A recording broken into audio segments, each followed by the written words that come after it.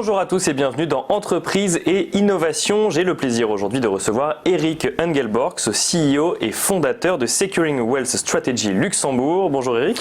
Bonjour Nicolas. Alors Securing Wealth Strategy, qu'on peut également appeler SWS Luxembourg, qu'est-ce que ça propose? Alors Securing Wealth Strategy fait partie d'un groupe qui est spécialisé dans les investissements tangibles, basé donc au Luxembourg. Et nous sommes spécialisés, nous offrons un service d'achat, vente et stockage de biens précieux en dehors du système bancaire. Nous avons donc une triple licence au Luxembourg, une licence d'import-export de biens précieux, une licence octroyée par le ministère de l'économie, ainsi que surtout nous sommes opérateurs officiels agréés par les douanes et accises luxembourgeoises. Donc nous offrons donc un service clé en main à l'ensemble de nos clients. On s'occupe du dédouanement lorsqu'il y a lieu d'en faire un. Nous avons notre propre surface de stockage ultra sécurisée dans un bunker au Luxembourg qui est situé sur le tarmac, dans zone franche, ce qui permet justement à nos... Alors juste avant de parler du stockage, quand on dit actifs tangibles ou biens précieux, on parle de quoi pour avoir ensuite à les stocker dans un bunker? Alors voilà, donc on a un panel de produits en fait que nous pouvons proposer à nos clients. Bon, le plus important étant évidemment les investissements vers les métaux précieux, donc l'or, l'argent, mais aussi des montres de collection, d'autres biens précieux, des tableaux ou même via nos partenaires exclusifs aussi tout ce qui est par exemple véhicules de collection. Donc là c'est vraiment des investissements, donc de ce que vous dites dans des actifs tangibles.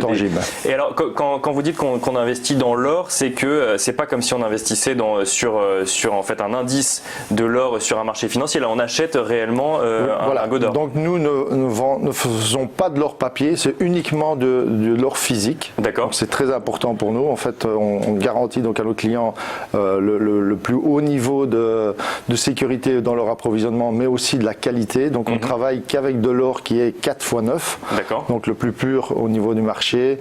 Nous travaillons donc en étroite collaboration avec les différents raffineries opérateurs qui sont agréés LBMA uniquement pour permettre à nos clients de revendre automatiquement rapidement dans la journée si nécessaire. Donc ce qui en fait aussi un bien quand même très liquide. Et alors donc on fait appel à vous pour acheter de l'or, pour acheter de l'argent, pour acheter d'autres métaux, pour acheter j'imagine des métaux précieux ou donc du coup vous nous avez dit des voitures ou des montres de collection. Pourquoi on fait appel à vous et pourquoi on achète ce genre de métaux plutôt que d'investir sur des marchés financiers? Disons que maintenant l'évolution des marchés étant ce qu'ils sont et surtout on est dans un environnement actuellement qui est un peu instable puisqu'il y a des possibilités d'avoir je veux dire une instabilité que ce soit géopolitique ou autre. On voit les nouvelles arriver régulièrement. Des révolutions aussi qui sont possibles toujours, des conflits sociaux plus prégnants, mais surtout actuellement les gens se rendent compte aussi qu'il y a une planche à billets qui est établie par beaucoup d'États, par aussi donc les banques centrales qui émettent pas mal de monnaie et donc on a pas mal de clients, notamment aussi des clients allemands qui eux connaissent bien ce qu'une planche à billets peut apporter comme méfait et donc se positionnent par rapport à cela, puisque en Allemagne par exemple ils ont bien connu, ils ont toujours quelqu'un dans la famille qui a expliqué ce que la République de Weimar a pu donner notamment et les gens se rendent compte que l'or en fait c'est une assurance, c'est avant tout une assurance. Les gens se rendent compte aussi que l'or a préservé le pouvoir d'achat au fil des siècles. À titre d'exemple, quand vous aviez il y a 2000 ans, vous achetiez une vache avec une once d'or. Bien sûr. Aujourd'hui, vous achetez toujours une vache avec une once d'or. Voilà, il y a donc c'est entre guillemets une valeur refuge quelque part. On est sûr que ça aura toujours de la valeur. Voilà, toujours de la valeur, toujours reconnue, toujours vendable quelque part dans le monde, et vous gardez votre pouvoir d'achat. Donc c'est vraiment ce qui est recherché par nos clients en fait. Alors ça c'est pour l'or, mais alors les montres ou les voitures de collection, c'est pourquoi? C'est parce que c'est une demande de nouveaux clients également, ou c'est pour diversifier son... Oui. Là, c'est une demande de clients très spécifique. Bon, il faut dire nous avons les contacts privilégiés, ce qui nous aide justement à répondre à ce type de demande. Mais en fait, donc, ces clients veulent diversifier justement leur dépôt au niveau des avoirs, puisque, comme vous le savez, les avoirs en banque sont couverts jusqu'à hauteur de 100 000 euros pour ceux qui y croient encore vraiment. Mais je veux dire, au-delà de ces montants-là, ils veulent diversifier leurs avoirs. Il faut savoir que les montres, par exemple, ont pris aussi beaucoup de valeur, tout comme l'or, qui a performé plus ou moins 19% l'année passée et qui devrait continuer sur la même lignée, puisque les banques centrales continuent d'émettre. Il faut savoir aussi que beaucoup de questionnements autour des taux négatifs. Bien sûr.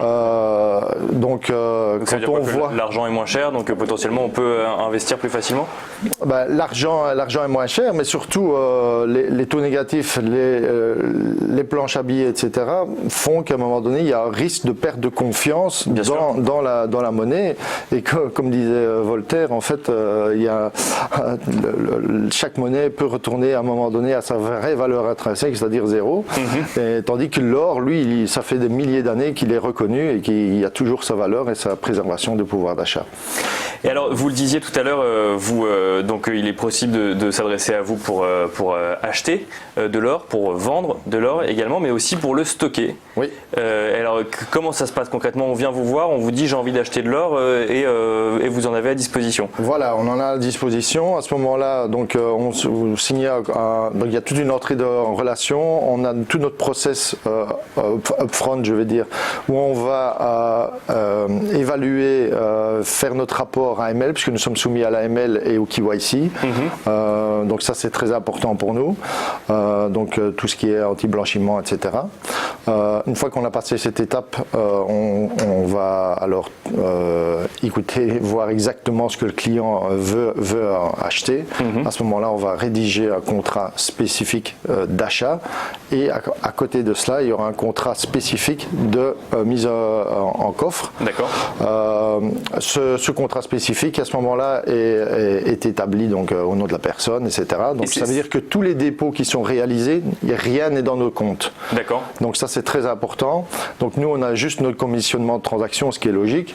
Tout le monde doit vivre. Mais en fait, les personnes viennent mettre eux-mêmes leurs biens commandés chez nous dans leur coffre et repartent avec leur clé. Nous avons une clé de colonne qui ouvre la colonne, mais eux ont leur clé de coffre, nous n'en avons pas. Et c'est forcément lié ou ils peuvent venir acheter leur or et le ramener chez eux et le mettre Non, ils n'ont pas l'obligation de stocker chez nous. C'est un service global qu'on offre, mais ils ont la possibilité uniquement d'acheter, vendre.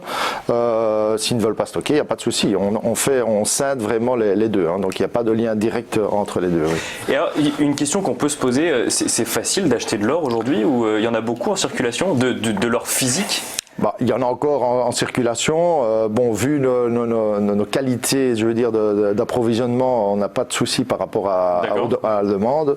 Et on ne voit pas justement un souci à ce niveau-là à très court terme. Mais il faut savoir que l'or, en fait, c'est un cube de 15 mètres sur 15 mètres sur 15 mètres. Et quand vous achetez de l'or, vous achetez une partie de ce cube. De là aussi, toute... Quand vous dites le cube de 15 mètres, c'est la réserve mondiale. La réserve mondiale, oui, c'est ça. C'est l'or disponible au niveau mondial. Donc c'est pas grand. Quand on voit en fait ce qui est investi dans l'or, dans les assets mondiaux, ça représente même pas 0,05% de ce qui est investi sur les marchés mondiaux, donc dans les produits. Donc ça veut dire aussi que s'il y a des problèmes, s'il y a un basculement d'assets vers l'or, par exemple, évidemment, ça va avoir une pression sur les prix. Bien sûr. Tout le monde ne pourra pas en avoir du coup. Et là, il risque que tout le monde n'en ait pas, oui. Et alors ça, c'est pour... En fait, l'or, je pense que c'est assez intégré, que c'est une valeur stable, refuge, un peu comme l'immobilier pour d'autres investisseurs. Oui. Pour ce qui est d'une montre, d'une œuvre d'art ou d'une voiture, il y a un côté rassurant parce que c'est tangible. Et de l'autre côté, c'est vraiment un investissement pour les gens qui viennent placer de l'argent là-dedans, ou c'est aussi parce que c'est des passionnés? Il y a les deux, en fait. Vous avez des gens qui sont vraiment passionnés par ça.